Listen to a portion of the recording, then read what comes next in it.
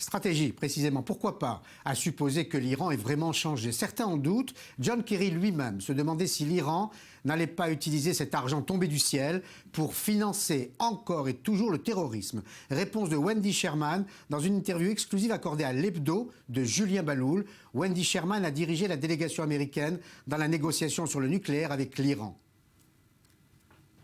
Well, first of all, as you noted, candidates are throwing around all kinds of numbers. Tout d'abord, comme vous le savez, les candidats évoquent toutes sortes de chiffres, des milliards de dollars qui sont mis à la disposition de l'Iran.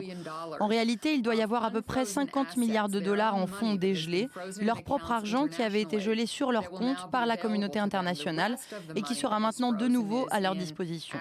Le reste des fonds qui avaient été gelés se trouve sous forme de prêts qui avaient été faits à la Chine, mais pas en liquidité. Mais cela leur prendra dans les 3 à 5 ans pour revenir à une situation économique dans laquelle ils auraient été s'ils n'avaient pas subi de sanctions économiques. Cela nécessitera environ 150 milliards de dollars juste pour leur raffinerie de pétrole. Ils sont très loin du compte. En plus de cela, nous maintenons toutes nos sanctions à leur encontre en ce qui concerne leur programme de missiles, leur soutien de l'axe terroriste, leur influence sur l'instabilité de la situation locale dans la région.